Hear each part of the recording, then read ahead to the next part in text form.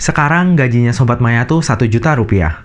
Nah, dengan gaji 1 juta rupiah, Sobat Maya bisa menabung 100 ribu rupiah. Kalau misalnya gajinya jadi 2 juta, Sobat Maya bisa menabung berapa?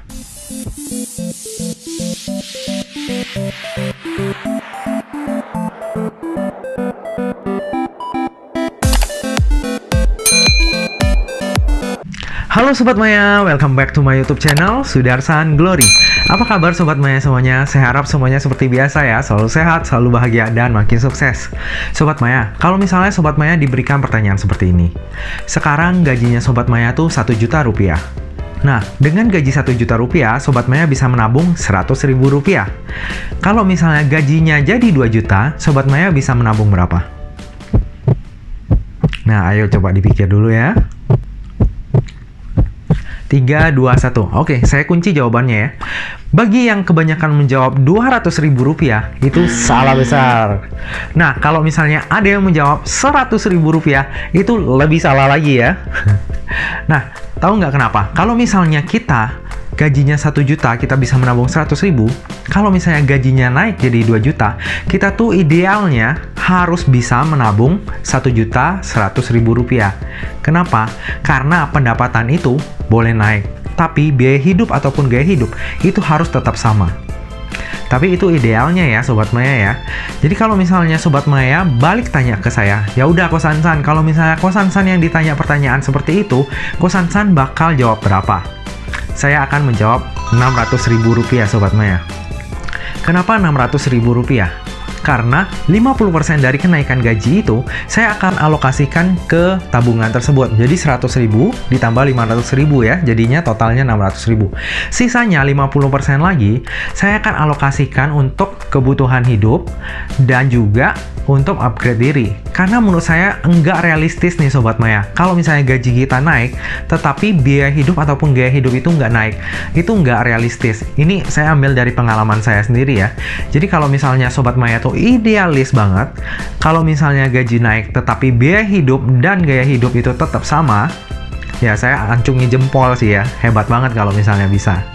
Nah, kembali ke pokok persoalan. Kalau misalnya gaji kita naik, apakah gaya hidup itu sebenarnya nggak boleh naik?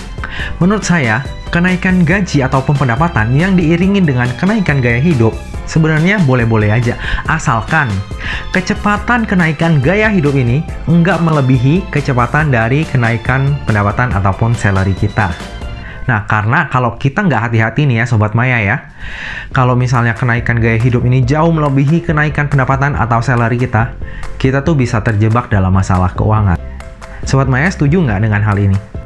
Nah, di sini saya ingin sharing kepada Sobat Maya, gimana sih tips agar kita tuh tetap bisa menabung ataupun berinvestasi untuk masa depan kita, tapi tanpa meninggalkan gaya hidup yang terus meningkat.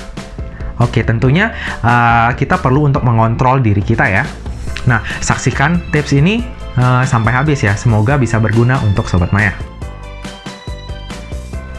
Nah, tips yang pertama nih Sobat Maya, atur pengeluarannya, bikin budgeting. Gitu. Jadi Sobat Maya jangan hanya memikirkan, tapi benar-benar dicatat nih pengeluaran-pengeluaran pasti setiap bulan itu apa aja sih. Nah, bagi itu ke dalam pos pengeluaran. Terus setelah itu langsung bagi ke pos tabungan nih. Contohnya misalnya pengeluaran Sobat Maya itu 60% untuk kebutuhan pokok ya, cicilan, listrik, air, dan lain-lain. Nah, dari 60% itu masih ada sisa 40% kan. Nah, bagi aja 10%-nya untuk tabungan. Terus 10%-nya lagi mungkin untuk sedekah plus investasi ataupun asuransi. Nah, sisanya baru Sobat Maya alokasikan untuk kebutuhan gaya hidup ataupun untuk upgrade diri. Nah, dengan adanya budgeting ini, Sobat Maya tuh nggak kebablasan lagi nih dalam mengeluarkan ataupun membelanjakan sesuatu. Jadi, di awal kita udah budgeting, jadi sampai akhir bulan, sampai gajian lagi tuh kita udah aman. Jangan sampai Sobat Maya tuh terjebak dalam gali tutup lubang kartu kredit ya. Ini penting banget buat Sobat Maya yang punya kartu kredit. Kartu kredit itu sebenarnya untuk memudahkan kita pembayaran ya, tapi jangan sampai itu membuat kita terjebak dalam masalah keuangan. Saya tuh punya beberapa temen ya, yang selalu gesek kartu kredit dan bayarnya minimum payment. Diulang terus setiap bulan sampai akhirnya tagihannya membengkak. Sampai gajinya itu nggak bisa mengcover lagi tagihannya. Nah, jangan sampai Sobat Maya seperti itu ya. Karena suatu kali kita terjebak tuh, untuk mengelolanya itu, memperbaikinya itu nggak gampang. Gitu.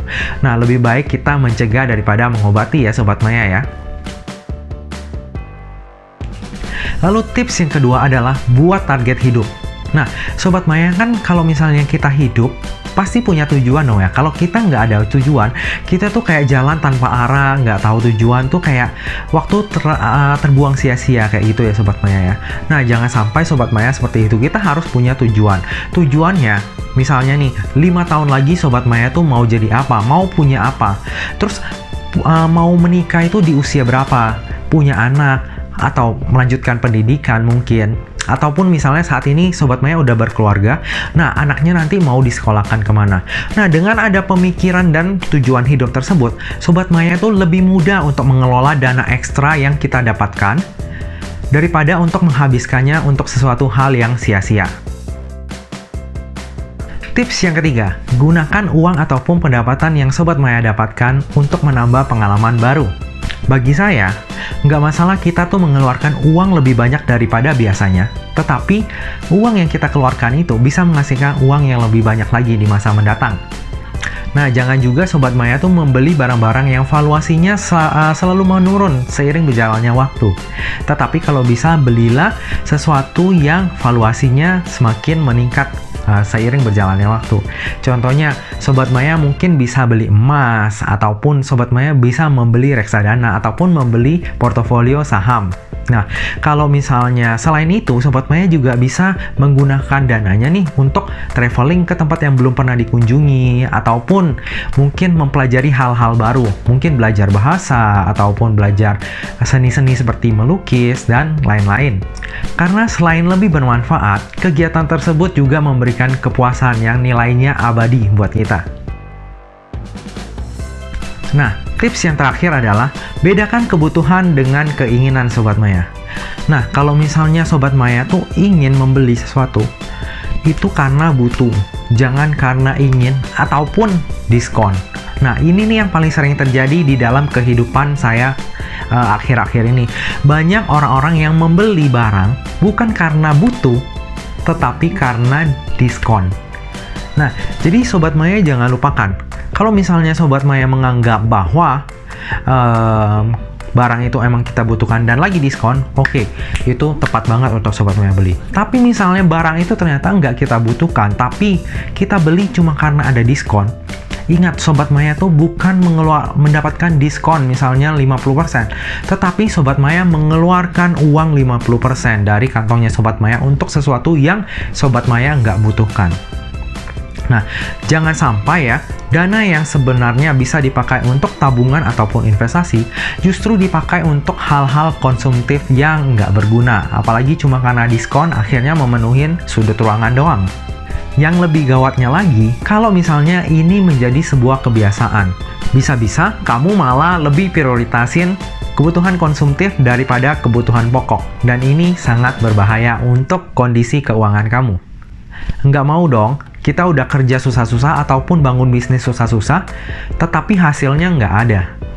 Selalu ingat ini Sobat Maya, kenaikan pendapatan ataupun gaji itu memang bisa membantu kita untuk mencapai tujuan hidup ataupun impian kita.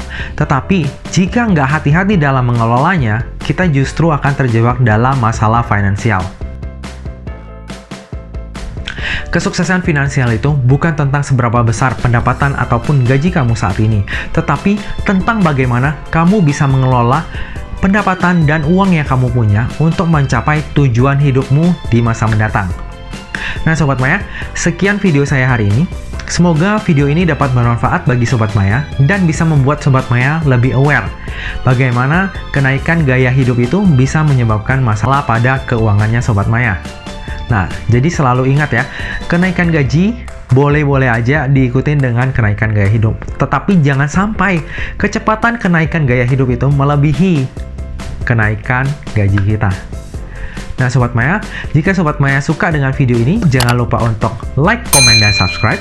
Jika Sobat Maya nggak suka dengan video ini, Sobat Maya juga bisa menekan tombol dislike, tetapi jangan lupa untuk meninggalkan pesan ataupun komen kenapa nggak suka dengan video ini dan apa yang harus saya perbaiki. Nah Sobat Maya, sekian video saya, sampai jumpa di konten-konten bermanfaat lainnya ya. Dah. Cile abadi. Oke.